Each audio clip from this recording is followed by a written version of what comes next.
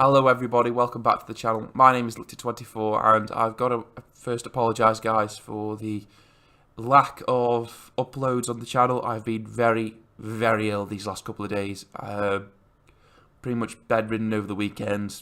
Oof, it is horrible and I'm still not feeling 100% guys, but I thought I'd stick my big boy pants on, come down and at least do an update video for you guys just run over quickly the news topics and the rumour engine picks that I've dropped over the last couple of days. Just to get something out there. It's, like I said, it's been an interesting news week. More on the side of the celebration of the Black Library than anything else. But the demonic rumour engine has been churning its infernal cogs with great efficiency, releasing new chaotic tidbits for us to gawk at. I think Black Legion and the upcoming Shadow Spear box set are going to have a lot of pull a lot of focus from the Primaris, and it's definitely going to be their time in the sun. We had the new Assassin rules leak online the other day. Obviously, a lot of people have covered that, but the new White Dwarf is going to be having those rules in, and I'll talk a little bit about them later on. Excuse me. Like I said, I'm still trying to shrug off this horrible illness I've got. But anyway, without further ado, let's go into the video. Now, first off, I want to tackle the demonic rumour engines because, like I said, this thing has been churning them out day after day, and we've got quite a few things that are worthwhile talking about and looking at. First of all, this little picture. Now, obviously, this is some kind of Chaos Space Marine backpack that's been obviously stretched and demonified by the forces of the Ruinous Powers.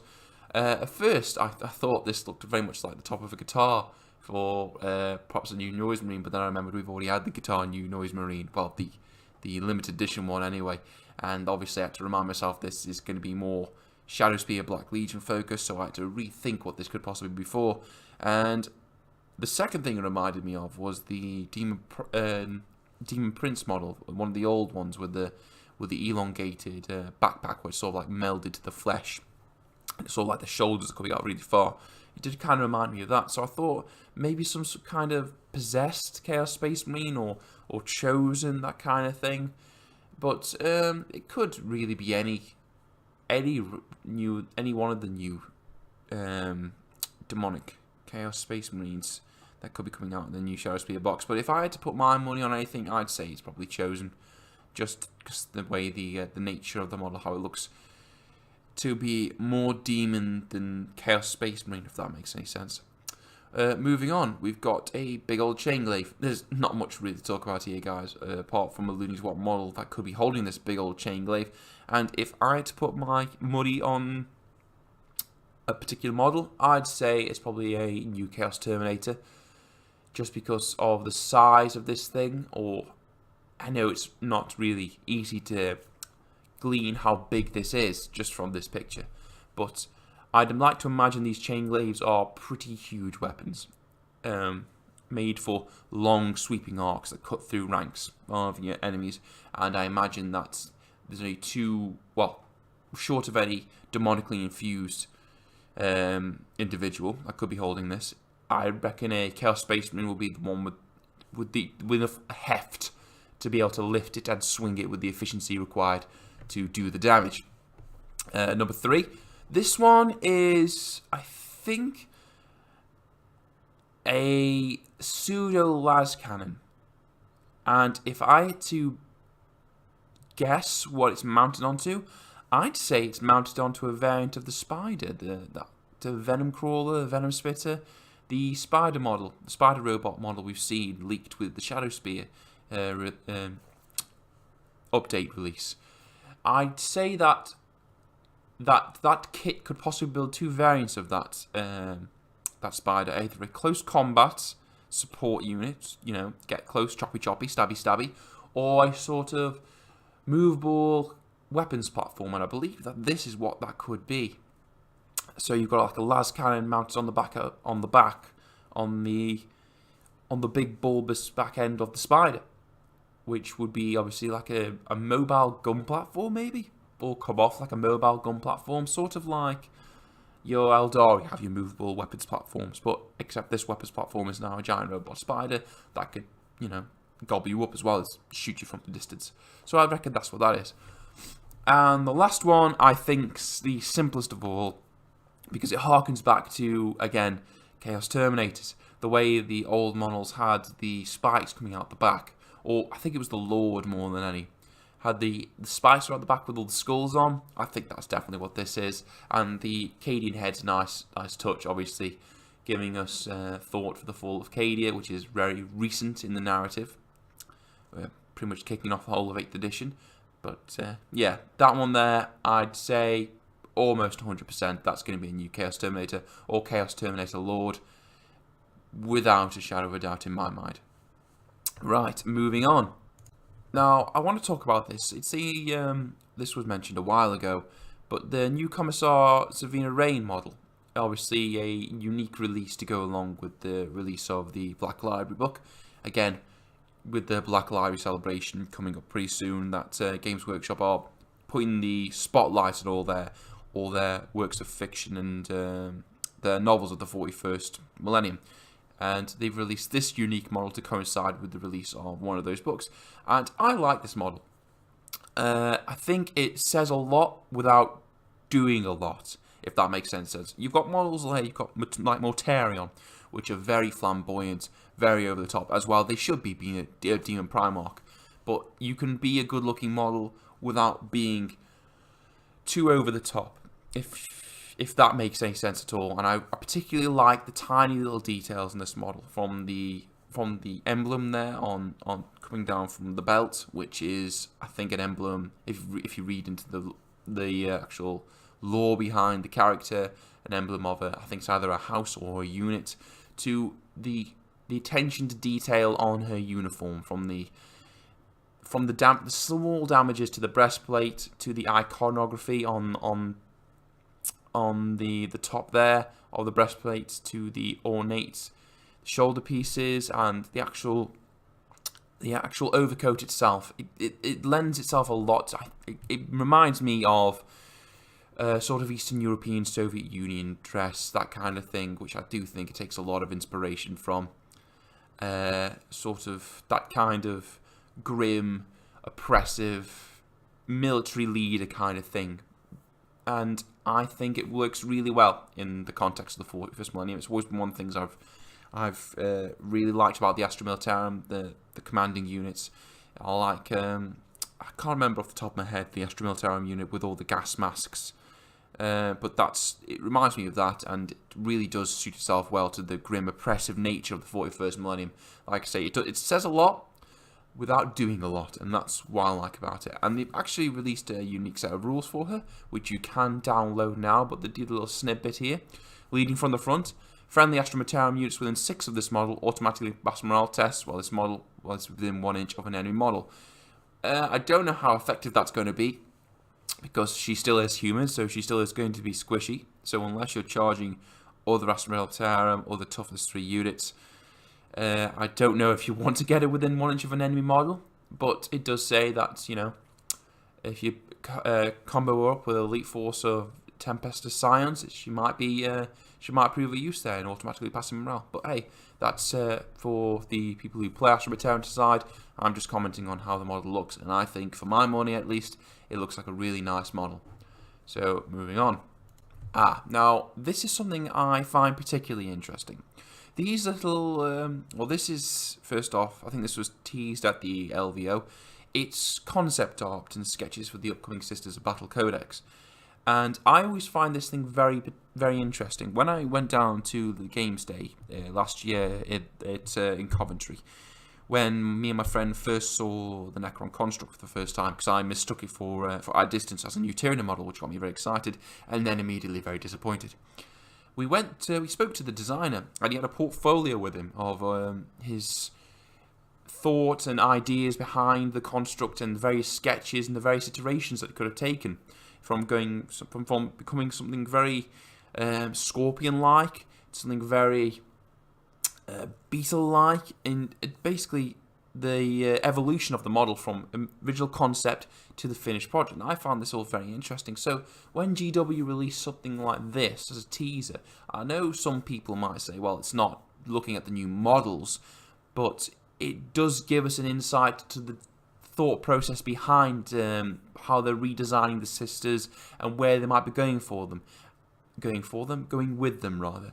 And I, for one, think this gives me a lot of hope and makes me look forward to seeing the sisters release, because it comes across that they want to make the sisters a very loud and bombastic force on the table with their iconography and the way that it comes off very, very. If you had Roman Catholicism or Roman Catholic Church and you just cranked it up to 11, so everything's golden, everything's over the top.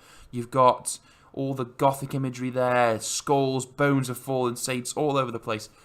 Like, the Sisters of Battle will be dragging these holy relics with them into battle. So you've got like chalices full of incense, you've got holy scripture strapped to shoulder pads, you're dragging skeletons of fallen saints into battle because they think it will give them what they need to win the fight. And I like that. I really do like that. If that is the way, almost certainly, that they are going to be taking the Sisters of Battle, like a force of religious nutcases who fully believe, utterly, that as long as their faith in the Emperor endures, then they will be able to take a macro weapon to the face and live through it. And just going through these images, I am really looking forward to when the Sisters release and we get to see the brand new, crisp, clean sculpts in all their glory. So yeah, really, really interested in these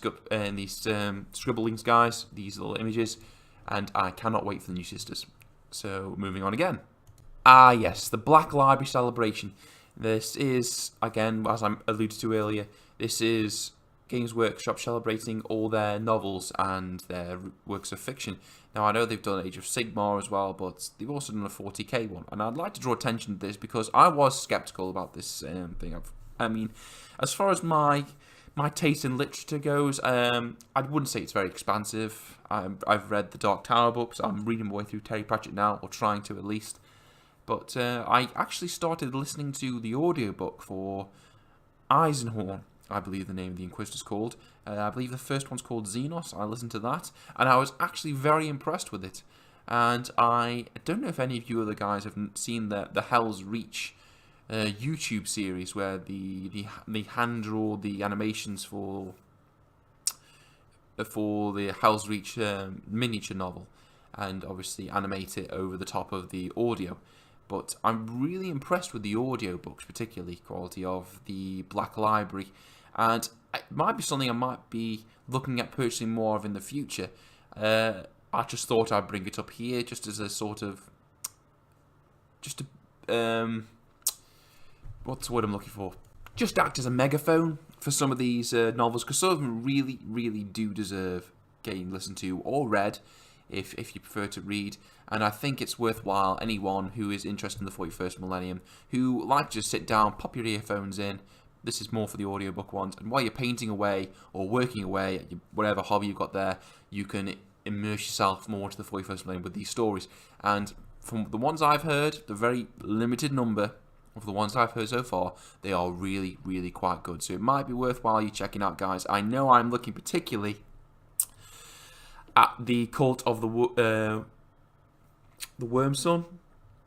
I believe that's the Genius Dealer Cult one. I'm definitely looking at that one keenly. But yeah, might be worth checking out, guys. So, just a heads up on that one.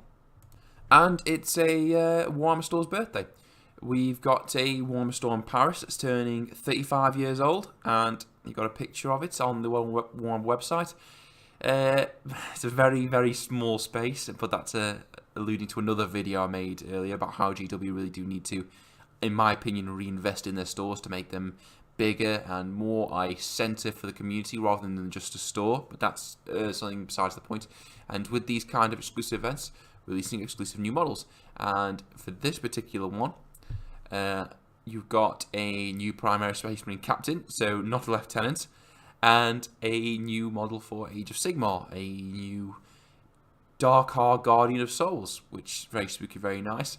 The Space Marine captain I like very much. It's he looks chunky. I like it when these models look like they are look like they're lived in. That armor looks like it's lived in, and the guy looks very, very imposing, and the pose is quite nice there. He's got his plasma pistol out to, obviously, to take off someone's head. Very nice, nice gold trim on his on the shin. I'd say the shin guard there on his armor. The nice crisp white cloak. I love that. And the Aquila just coming off the top of his backpack is also very nice as well. Very nice looking model. Very nice exclusive. I'd say a very good addition to anyone with the Primaris Force who's looking to pick up a nice looking little captain. And of course, finally, we have the new White Dwarf preview for March, and this one's really exciting for a lot of Imperium players because, obviously, as most people can tell from all over the internet, the leaked Assassins rules. Now, I'm not going to go into leaked Assassins rules because, for my money, I was told once, you're not coming home until you're on the plane. Now, what I mean that is, with all these rumours and leaks, you can't trust them, no matter how legit they look. You can't trust them until you've got them in your hands, or GW themselves are telling you it. Apart from, like, you know, the April Fool stuff like the water or things like that. But you can't trust them 100%, no matter how legit they may look, until you've got them in your hand. That's why I'm not going to go over the leaked rules. A, I think I'll be retreading old ground at that point, and B, that I think that these things are subject to change until we get them again in our hand. But like I said, the White Dwarf for the month of March is going to include new rules for all 4 of the assassins. That is your let me see if I can get this right. You've got your Vindicare assassins, that's the sniper rifle guys. The Caldus assassins, I believe that's the more ninja-y like one. Yeah, Eversaw assassins, which are the Berserker Rampage ones, I think the more iconic of them, the one with the skull face. And Calexis assassins, or Caluxus assassins, which is the Psyker one. And I believe this is going to be a must-have for anyone who wants to field one of these assassins in their army. Well, obviously because the rules are there.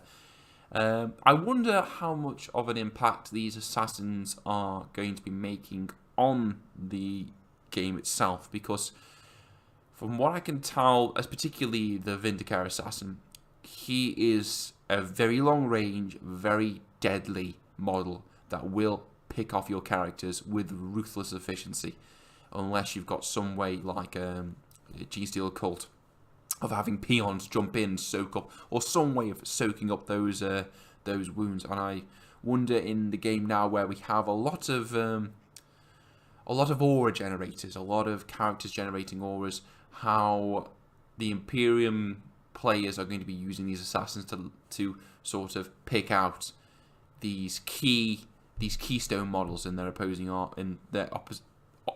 armies, to really shut down some of those aura abilities, or the re-rolls, or the +1 to charges. And I think that could be something of a concern. I mean, we'll have to see, obviously, how this affects the meta, because the meta is how we all see how these rules are taken to the extreme and used with ruthless efficiency by the meta players and the people who play competitively. But I think, for my money, that this is going to be a good thing for Imperium players and just a bad thing for everybody else. But again, it'll all come out in the wash, guys. We will just have to wait to see. And I think it might be worthwhile picking up this White Dwarf for anyone who's interested in getting assassins or have the assassin models and want to field them. And the White Dwarf is not just the assassin models, guys. It encompasses a load of other things. Insight from the design studios, new paint splatters, and I feel it's always worthwhile picking up if you have the spare dollars to spend on that kind of thing. And I believe that's it, guys. I am 100% up to date now until later on tonight, where I'm at work and something else happens that I can't report on. But yeah, again, going back to the beginning, guys, I'm sorry for the lateness of this video, being extremely ill, but I've got back on the horse for the most part. I'm sorry if I sound under the weather as well, but I will keep you guys informed of any major news developments that are occurring on War 40k related. And I am looking to getting my tickets. Me and my friends are getting tickets to the game day down in Coventry next month. Should be interesting. I hope, hopefully, fingers. Oh, my phone's gone. And that's speaking of my friends, and they shall WhatsApp me and interrupt my videos. But hopefully, fingers crossed this year, some new tasty Gene Stealer course or Tyranny releases. But hey, fingers crossed. But that's it for me, guys. Thanks for listening, and I will catch you all next time. See you later.